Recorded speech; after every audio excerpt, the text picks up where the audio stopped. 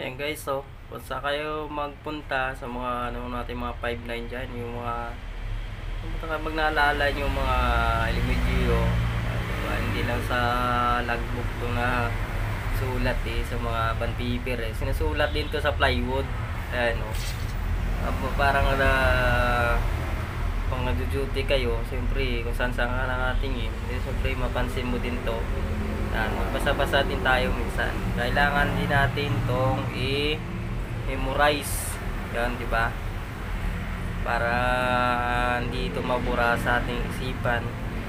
Dapat memorize natin to everyday na ibabasahin natin to.